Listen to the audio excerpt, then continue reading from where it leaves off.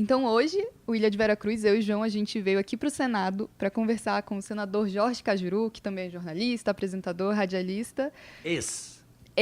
Agora senador. Obrigada por receber a gente, senador. Eu que agradeço, Bruno, eu que agradeço, João Paulo, a agência do rádio, sei da enorme audiência de vocês. E hoje foi duro. Foi duro? Hoje foram 43 entrevistas. É sério. O seu assessor estava dizendo aqui pra gente... eu não fui eleito para dar entrevista. Eu fui eleito para trabalhar. Mas eu fico feliz, é o reconhecimento do Brasil inteiro. Vocês que são meus únicos patrões. É uma forma de dar satisfação ao que eu faço aqui, das 4h30 às 5 da manhã, até a hora que puder. E à noite ainda tenho reunião com a minha equipe para estudar o próximo dia e para analisar o dia que a gente fez, o dia que a gente trabalhou, né, para discutir a pauta do dia e a pauta do dia seguinte. Eu tenho os meus amigos, os meus assessores e os meus voluntários conselheiros, que são o Pedro Simon, o Cristóvão Buarque e a Heloísa Helena. Todo dia eu falo com eles. Então, senador, mais uma vez obrigado por atender a gente, João Paulo. Como que estão sendo, então, esses primeiros dias? O senhor que é do mundo da comunicação, tão bem no mundo da comunicação, do radialismo, da imprensa esportiva. O senhor disse agora, está junto de senadores antigos, né? Pedro Simon e outros nomes. Voluntários eles são. Isso, ajudando claro. O senhor. Como estão sendo esses primeiros dias no Senado? O senhor fez um discurso já de posse que ganhou popularidade nas redes sociais, atuou aí na tentativa de elaboração da CPI da toga. Como estão sendo esses primeiros dias? João Paulo, Bruna e brasileiros e brasileiras, eu como empregado público entendo que o otimismo é fundamental na vida, né? O mundo pertence aos otimistas. Os pessimistas são meros espectadores. Eu aprendi com o músico Ivan Lins, que é meu padrinho de casamento e um dos melhores músicos do mundo, né? Tanto que o Paul McCartney veio agora ao Brasil, no Rio de Janeiro, deu uma entrevista para o jornal O Globo e o jornalista perguntou: você ouve música brasileira? Ele respondeu: ouço. Ele, quem? Ivan Lins. Inclusive eu tenho aqui o CD dele. Então, esse é um orgulho ter o Ivan como meu padrinho. O Ivan me ensinou uma frase linda que diz o seguinte: um homem vem e diz, pronto, perdi a esperança. Deus vem e responde, pronto, perdi um homem. É fortíssima essa frase, e lindíssima. Então, eu não perco a esperança. Também não recuo nem para tomar impulso. Logo, estou aqui para o bom combate. Para discordar das pessoas, eu não preciso desqualificá-las. Agora, há exceções. Você não tem como discordar de Gilmar Mendes sem desqualificá-lo, porque ele tem a mania quase que mitômana, né? Ou seja, ele tem uma compulsão por sempre querer agredir as pessoas, ofender as pessoas. E isso o próprio ministro Barroso disse a ele durante uma sessão do Supremo Tribunal Federal, na cara dele, o ótimo ministro Barroso. Ele tem mania de ofender. Então, o que eu fiz com ele foi uma reciprocidade de adjetivos.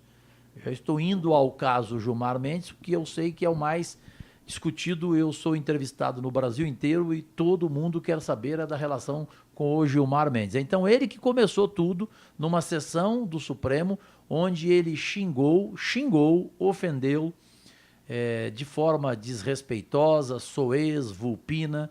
Ele chamou o preparado, sério, digníssimo procurador da Operação Lava Jato, lá do Paraná, o Dr. Deltan, de gangster, de gentalha, de cretino, e chamou o meu colega senador aqui, Alessandro Vieira, de desqualificado.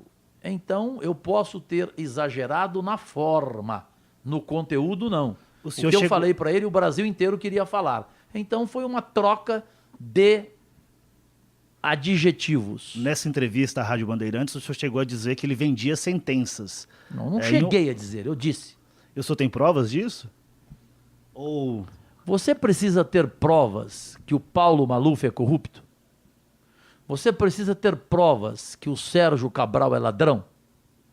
Você precisa ter provas que o Eduardo Cunha é um bandido?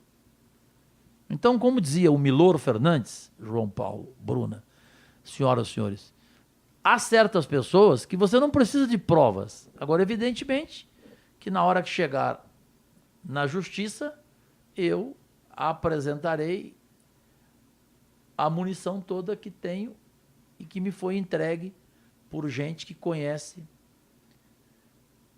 por trás, por frente, de qualquer jeito, a figura do Gilmar Mendes. Eu não entrei nessa discussão com ele, nesse debate com ele, que infelizmente chegou a esse nível por culpa dele, começou com ele. Eu não cheguei despreparado, né? Portanto, estou pronto, do jeito que ele quiser.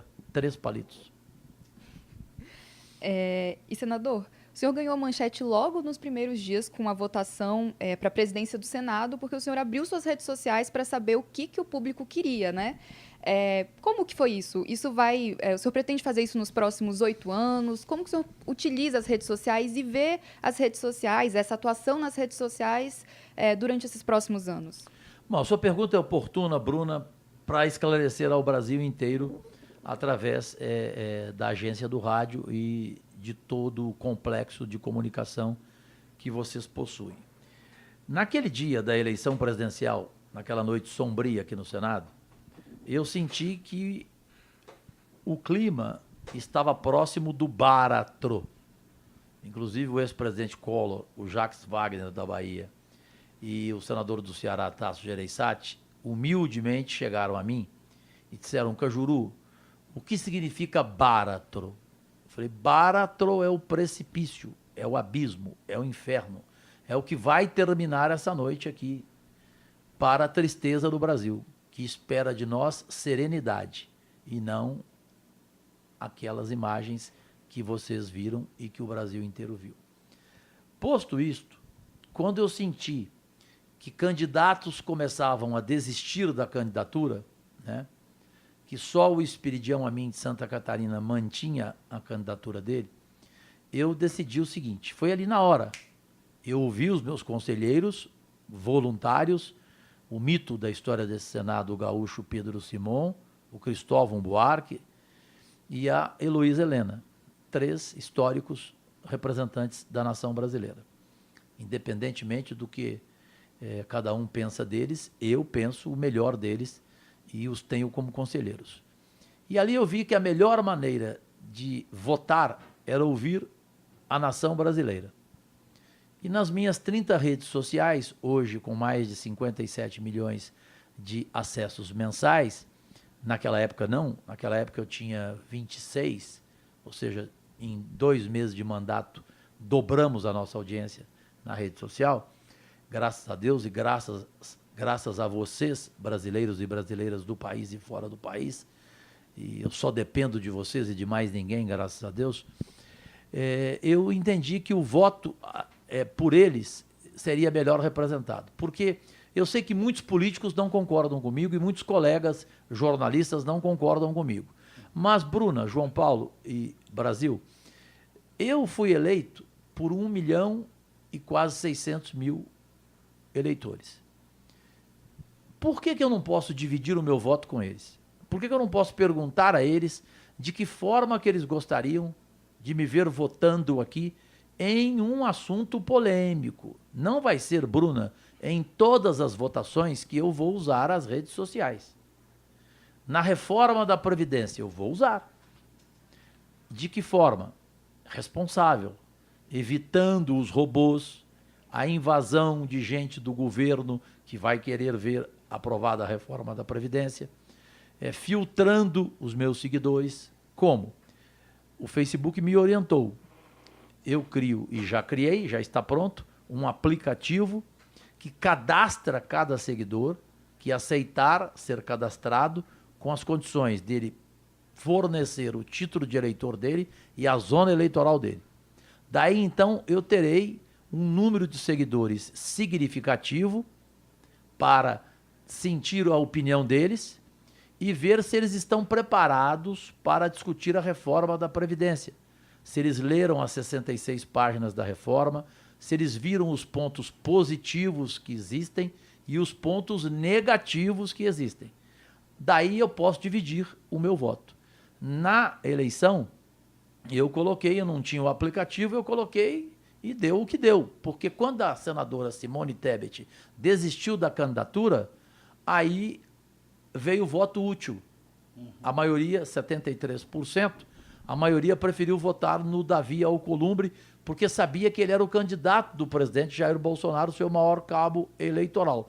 Mas se a Simone Tebet insistisse, ela ganharia a pesquisa. Ela estava bem na frente do Davi. Então, daqui para frente, somente em votação polêmica, em votação de assunto que a sociedade brasileira estiver totalmente por dentro, estiver consciente daquele tema, seja a reforma da Previdência, seja a reforma política, seja a reforma tributária, seja a reforma de Estado. Então, assunto importante, que a maioria da população estiver por dentro, aí eu vou usar as redes sociais. Do contrário, eu mesmo voto, ouvindo as pessoas. Eu tenho um conselho de 150 brasileiros e brasileiras, conselho este que vai desde professores de Universidade Federal, a grandes educadores, a sociólogos, a juristas, a jornalistas, a engenheiros, a médicos, a pedreiros, a trabalhadores rurais, trabalhadores urbanos. Ou seja, eu mesclei e criei o Conselho do Senador Cajuru. E aí eu ouço este conselho em votações de importância menor. O senhor, então, é fruto da democracia representativa, mas também adere um pouco da democracia direta, é mais ou menos assim? Não, nunca ela é direta. Nunca o meu voto será só meu.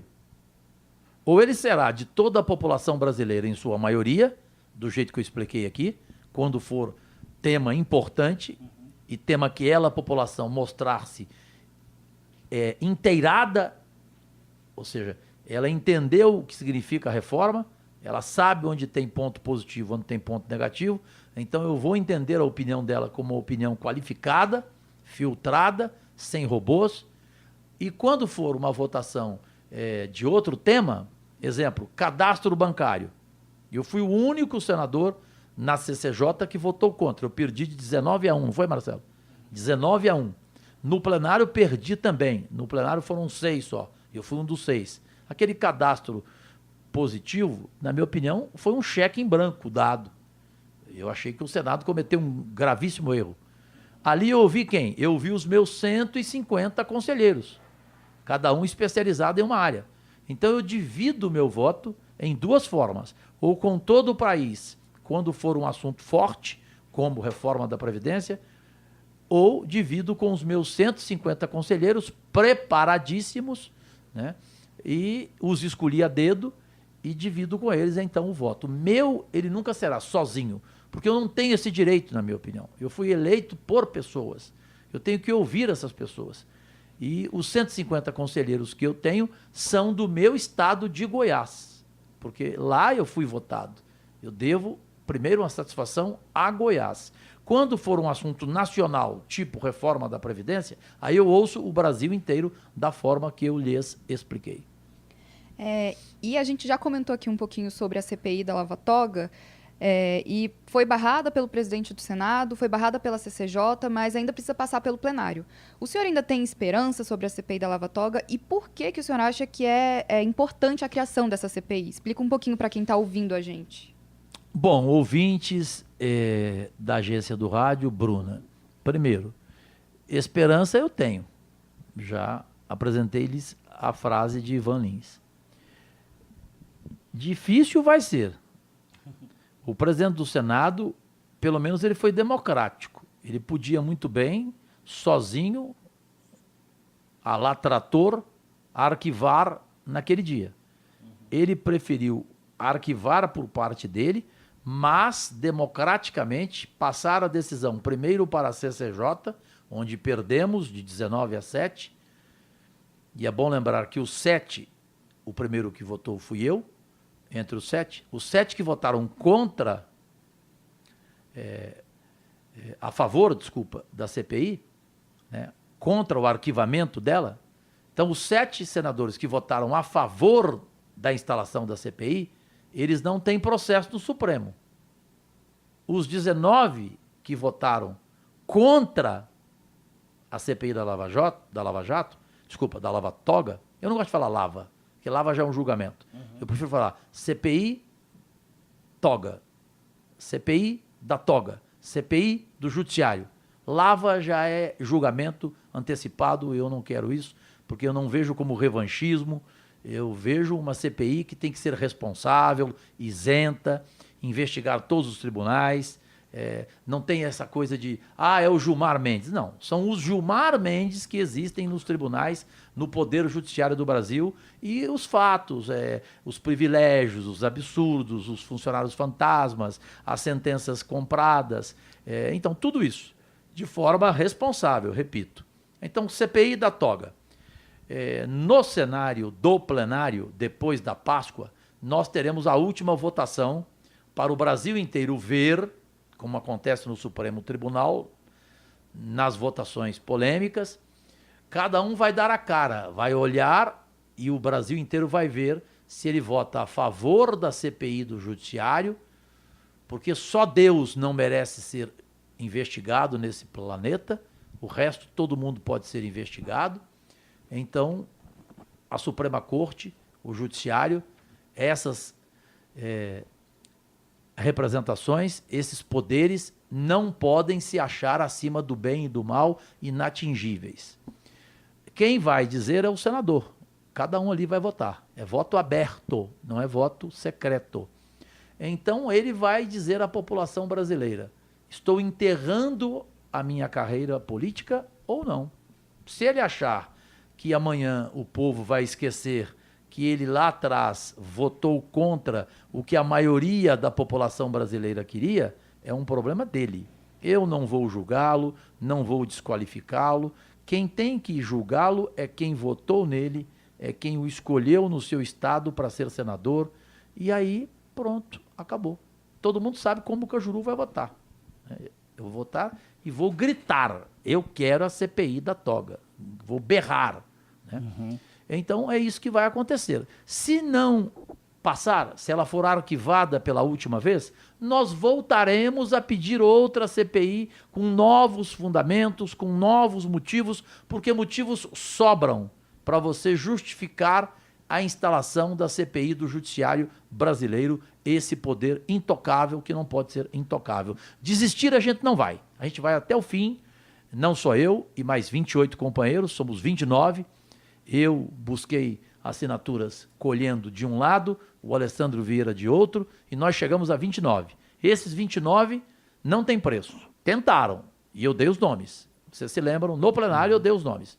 Olha, a senadora Selma, a senadora Soraya e o senador Teomário Mota, os três foram procurados para retirarem as assinaturas. Se eles retirassem, a CPI não existiria, porque cairia para 26. E são necessárias e obrigatórias 27 assinaturas. Então, o que eu fico feliz é que esses 29 não voltam atrás.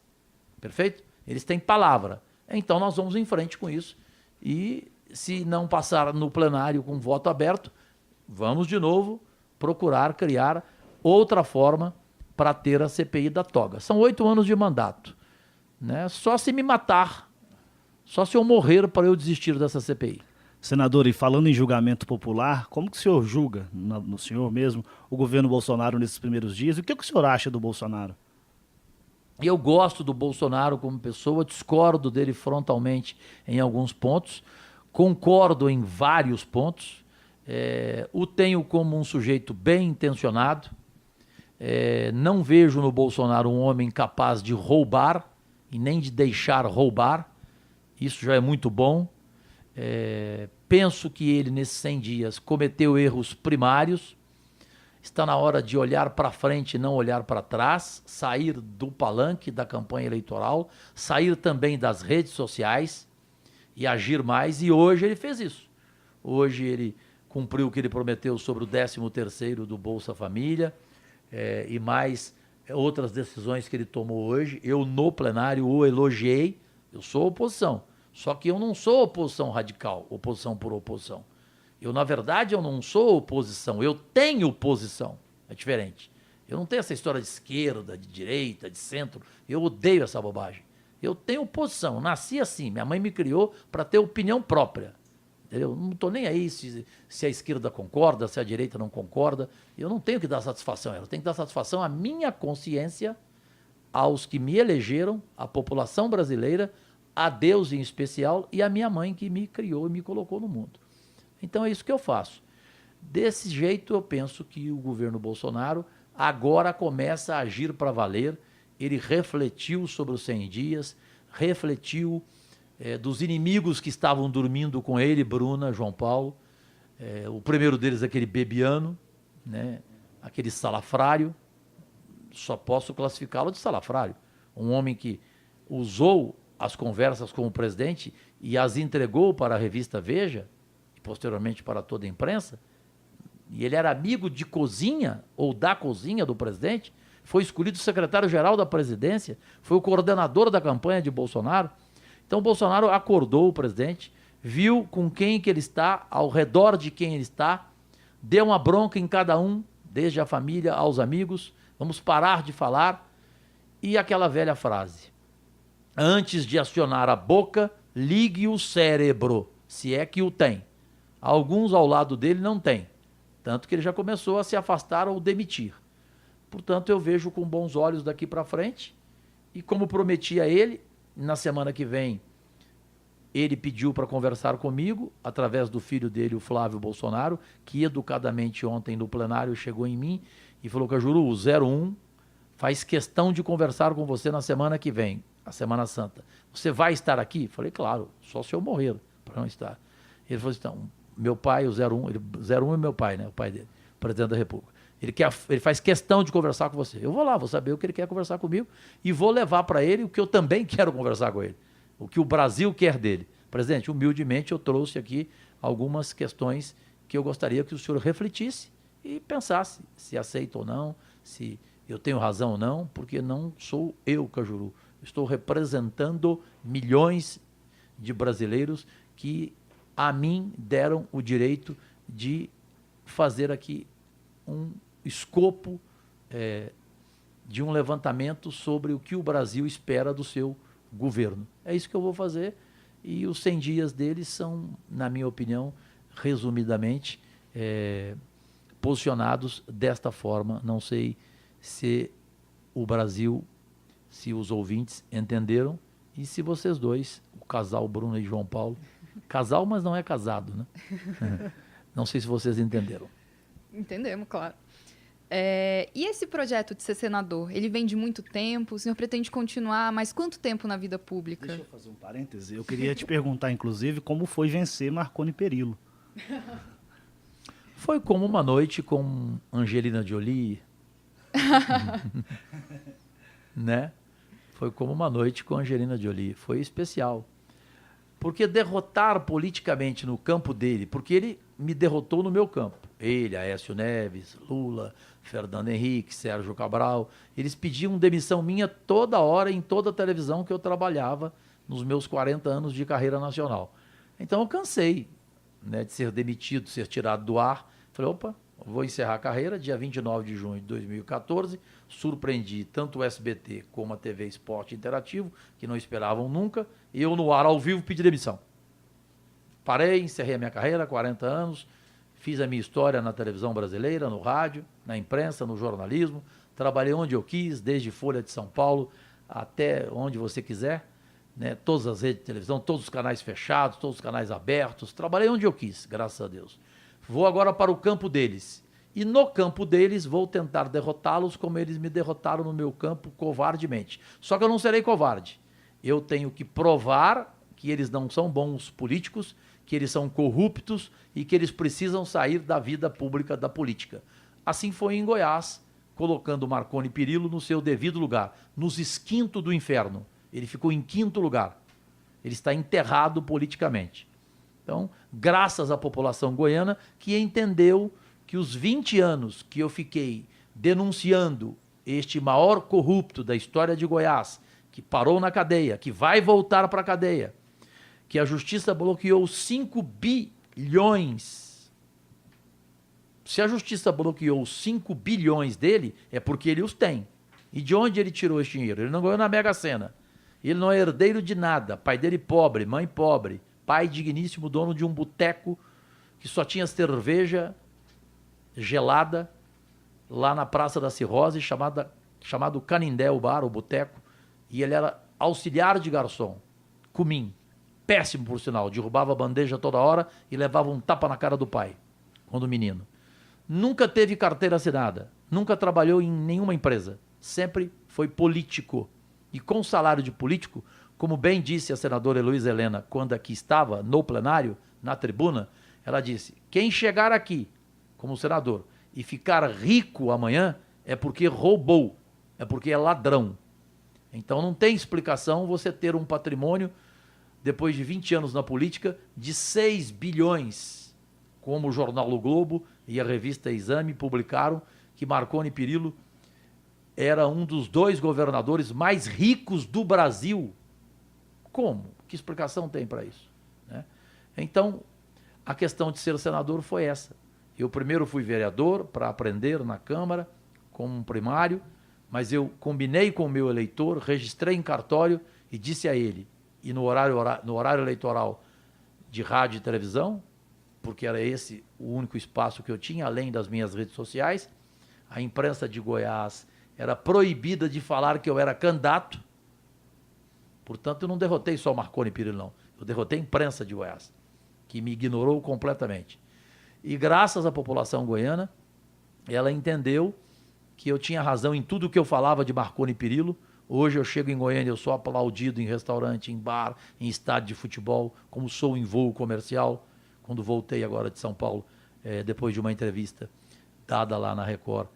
Eu fui aplaudido dentro de um voo da Gol às 10 horas da noite que saiu de São Paulo para Goiânia. E isso para mim é o maior patrimônio de empregado público que sou. Eu só sou empregado público, mais nada. E entrei na vida pública só para ficar 8 anos. Não sou candidato a nada. Já estão falando que eu sou candidato à presidência da República. Estão malucos? Eu estou longe de executivo. Sem reeleição? Não, se eu apresentei o meu primeiro projeto de lei aqui, foi o fim da reeleição. Como é que eu vou querer reeleição se eu pedir o fim dela? Para o executivo, prefeitos, governadores e presidentes. Creio que no legislativo seja ideal o direito apenas a mais uma eleição.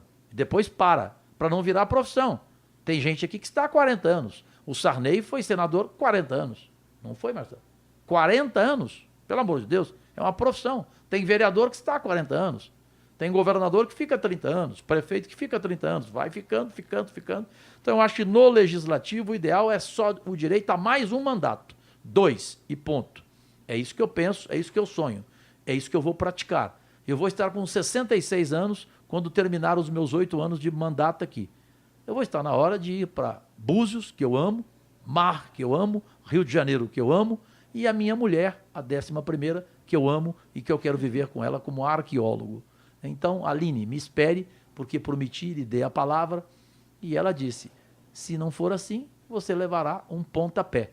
E feio como eu sou, eu não quero perder uma mulher estonteante como ela é. Eu vou viver com ela e curtir a minha vida, mas deixarei aqui um legado como um senador que fez história ao passar por essa casa. Eu não decepcionarei. A Polícia Federal jamais irá na minha casa às 6h30 da manhã. Jamais. O meu único patrimônio é o meu CPF 218-405-711-87. 218-405-711-87. É meu único patrimônio, é meu CPF. Entendeu? Então, isso aí, fica tranquilo. Se eu sair desse chiqueiro, não todo, porque eu não generalizo, mas parte, né, desse meio político é um chiqueiro. Se eu sair desse chiqueiro levando o cheiro e a caatinga, eu vou decepcionar uma pátria amada, a mim mesmo, a Deus em primeiro lugar e a minha mãe. Então tenham certeza, eu sairei sem levar nem o cheiro, muito menos a caatinga. Maravilha. Depois dessa declaração de amor, acho que tem que mostrar esse programa para a Aline, viu, senador? Ela ouve isso todo dia, porque eu li mais do que eu vivi. Eu li e leio até hoje Shakespeare. E Shakespeare dizia o seguinte, para as pessoas que você realmente ama, Bruna, você, João Paulo, e a nossa cinegrafista que tem nome, ela não é robô. Sara. A Sara, ela não é robô.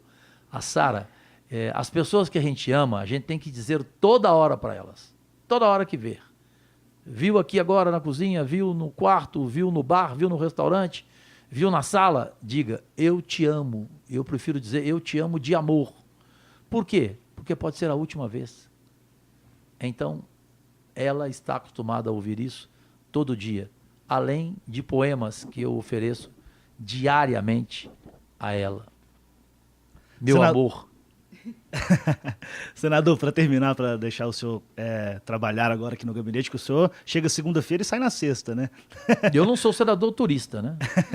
Senador, um bate-bola. O pessoal aqui que trabalhava com outra senadora, entendeu? A esquerda minha aqui, o pessoal aqui na sexta-feira tinha folga.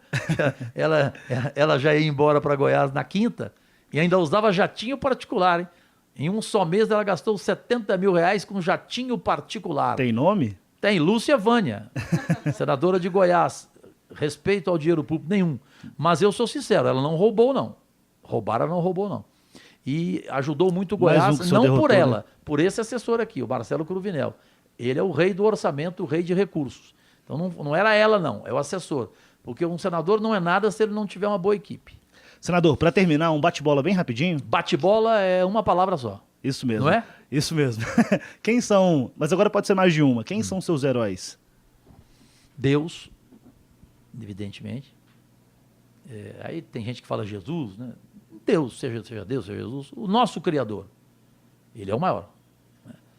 Depois eu tenho Gandhi, eu tenho Dom Helder Câmara, eu tenho Betinho, eu tenho Allende, eu tenho Madre Teresa de Calcutá, eu tenho Datena, eu tenho Tele Santana, eu tenho Sócrates brasileiro, Sampaio de Souza Vieira de Oliveira, ex-jogador, ex-craque, ser humano inigualável. Eu tenho o professor Darcy Ribeiro, eu tenho tantos. Porque uma pessoa que não tem tantos heróis, e tem os heróis que morreram de overdose. E na política? Cazuza. Na política heróis eu tenho os meus conselheiros, em especial o Pedro Simon e Luiz Helena e Cristóvão Buarque. E tenho outros. Tenho o Jefferson Pérez, que foi senador aqui. Né? Quem mais que passou por aqui e que, na minha opinião, foi diferenciado? Jarbas Vasconcelos teve um período brilhante aqui. Eduardo Suplicy teve um momento brilhante aqui. Paulo Paim, e é do PT, hein? Mas é um cara diferenciado. Então eu tenho políticos, sim. É uma ignorância, embora a ignorância seja a maior multinacional do mundo, né? Eu não posso ser ignorante e dizer que eu não tenho, não como heróis, como exemplos, como referências, dezenas de políticos. Agora essa aqui vai ser dura pro senhor. Lula... Não tem nada duro para mim, amigo. Lula João Paulo, duro é outra coisa. Lula ou Bolsonaro? Evidentemente, né? Uma pergunta dessa... Eu não vou dizer que você é um gozador e nem que você é um ignorante, porque você não é, João Paulo. Evidente, Bolsonaro. Agora, amanhã, se ele me decepcionar, aí eu coloco nas mãos de Deus para que os dois fiquem na mesma cadeia, na mesma cela. Tomara que não me decepcione, Bolsonaro. Não a mim, ao país. O senhor é de esquerda ou de direita? Pelo amor de Deus. Sabe a única coisa que eu tenho de esquerda? A minha mão esquerda e a minha perna esquerda. Direita, a minha mão direita, meu pé direito. Meu olho direito, meu olho esquerdo. Que bobagem isso. Isso é ridículo. Eu não entrei na vida pública com esse pensamento, entendeu? Eu li Dostoiévski, eu li Trotsky, eu li O Capital em 5 dias, eu li Marx, eu li Engels, eu li tudo, eu li mais do que eu vivi. Mas dessas leituras eu não aproveitei essa questão de ser da esquerda, ser da direita. Eu sou um socialista, daí ser líder da bancada do PSB, o Partido Socialista Brasileiro, um partido histórico de Miguel Arraes, de Eduardo Campos. Agora, eu não sou obrigado a pensar como o partido pensa. O partido me respeita, me dá liberdade, tanto que a maioria do partido meu, o PSB, foi contra a minha briga com o Gilmar Mendes e contra o meu pedido de CPI da toga. Muita gente. É claro que não todos, né? Muitos deputados federais concordaram comigo, do meu partido. Agora, eu sou assim, como Che Guevara escreveu em seu último livro, essa é a minha história. Quem quiser entendê-la e acreditar nela, bem. Quem não quiser que se exploda. O senhor já realizou quase tudo na sua vida, mas tem um sonho ainda? Não é verdade, João Paulo. Sonho você tem todo dia. Eu não realizei nada. Não. O que eu realizei? Eu realizei o seguinte, eu fui apaixonado por 11 mulheres e elas também me amaram. E eu não sou inimigo de nenhuma delas. Sou amigo de todas elas e sou amigo dos maridos delas. Jogo xadrez com eles, tomo chopp com eles. Nenhuma delas é brigada comigo, porque eu acho um absurdo você viver com uma pessoa e depois que termina você achincalhá-la, você dizer que ela não presta e tal, e vice-versa. Se você viveu com ela naquele tempo, você tinha que saber naquele tempo que ela não prestava e caía fora e pronto, acabou. Então eu tenho isso como um privilégio de ter vivido com grandes mulheres, de ter tido os amigos que eu quis, como dizia e está escrito imortalmente pelo francês Gustave Flaubert, um homem pode ser bem qualificado quando ele sabe escolher os seus amigos e os seus inimigos em função do que ele pensa e do que ele fala. Eu acho isso lindo, né? Então, eu escolhi os meus amigos e eu também escolhi os meus inimigos, embora não tenha esse sentimento para com eles de inimigos, porque esses inimigos não têm inteligência suficiente para me fazer ter esse sentimento de ódio. O contrário do amor não é o ódio, é a indiferença. E o esquecimento é a única vingança e o único perdão. Palavras na altura da cegueira do escritor argentino Jorge Luis Borges, que os peronistas na Argentina odiavam-o e diziam: morra Borges, morra Borges, morra Borges. E ele sabiamente respondeu: desculpem, eu sou imortal. O melhor do Brasil? O povo. Nada é melhor do Brasil. E o pior? O político. Mas tem exceções. Mas o melhor é o povo. Esse povo, ele é fantástico. Ele é bem-humorado, né? Você vê as redes sociais hoje, né? Só para rapidamente vocês morrerem de ir aqui no final dessa entrevista, não sei se eu contei para o Marcelo. Eu recebi nas redes sociais, no meu zap, que eu falo no ar o meu número de telefone. Eu falo meu CPF, meu telefone, porque pode me grampear, Gilmar Mendes. Nem amante eu tenho. Então o meu telefone é 0 operadora 61 998 83 1103. O seu telefone? Claro. Provavelmente tem. Aí, até porque eu só atendo o que eu quero, né? Aí eu peguei e li lá uma joia rara. Uma senhora chegou e disse para o marido: bem, vem a Semana Santa agora, né? Bem, a sexta-feira da paixão agora vai cair na sexta-feira? Aí ele respondeu: bem, o seguinte, no ano passado eu estava aqui, eu me lembro, sexta-feira da paixão caiu na sexta-feira. Agora esse ano me parece que não, vai cair no sábado. E o domingo de Páscoa, bem, nesse ano vai cair na segunda-feira. Então, que é povo brasileiro mais inteligente, mais bem-humorado, que tem sacada para tudo, sai para tudo, né? Então, esse é um povo que vive com um salário ridículo, mínimo de R$ 998 e sorri, né? E conta piada, e domingo come macarronada, come frango, vai para bar tomar a sua cerveja. Então tem coisa, e essa pergunta é inteligentíssima. Nem Jô Soares me fez, hein? Jô que já me entrevistou várias vezes. Essa pergunta é inteligentíssima, né? O melhor do Brasil é o povo. Ou você acha que é o Luciano Huck? Aquela anta? Aquele picareta? Assim como... Claro que é, ué. Picareta... Por quê? Picareta profissional, ué. Ele é de um pegar picareta? dinheiro de rico, de ficar milionário fazendo coisas erradas. É um João Dória. Um picareta social. Bem, e só pra gente finalizar agora... Você ficou assustada, hein, Bruna? Não, eu não fico assustada não, senador. Nada? Nada Te assusta? Né? Não, algumas coisas.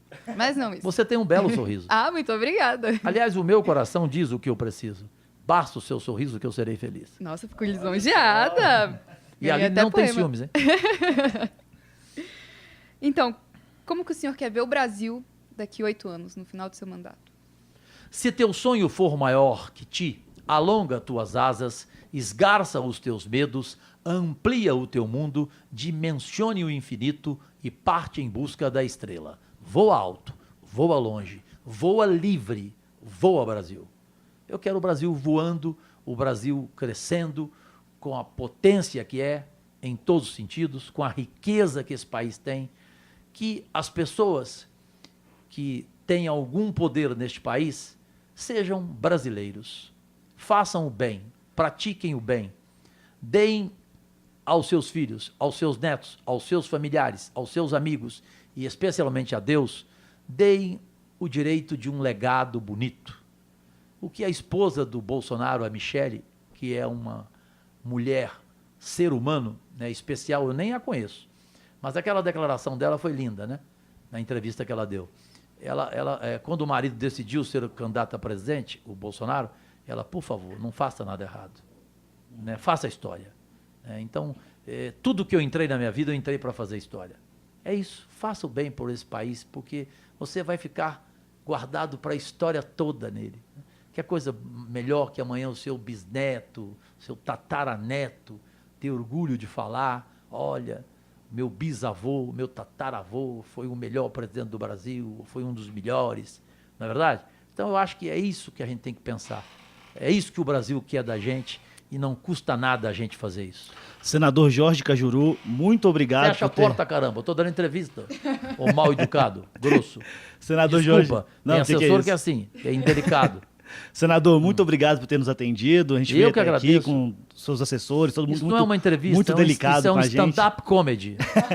Quero dizer, eu, João Paulo, que sou muito fã do senhor, sou de Minas Gerais, acompanhei o senhor, sou atleticano, lembro do senhor na BH News, lembro do senhor já bem antes, no Esporte Total da Band. Na BH News, que tristeza de lembrança. Uma emissora de merda, que aliás nunca me pagou. É me mesmo? Deu cano, inclusive. Mas pra gente, na chegada do Ronaldinho Gaúcho no Atlético, o atleticano lembra demais. E eu errei, eu dancei, né? Eu achei que o Ronaldinho Gaúcho ia ser uma tragédia e ele foi um show, né? Então, pra mim foi Mas eu errei, qual o problema que tem? Eu sou humano, eu erro. Então, senador, pra mim é um baita Só que prazer. eu reconheço o erro. O prazer foi meu, João Paulo, o prazer foi meu, Bruna, o prazer foi meu, Sara, e o prazer foi meu, em especial, ouvintes da agência do rádio.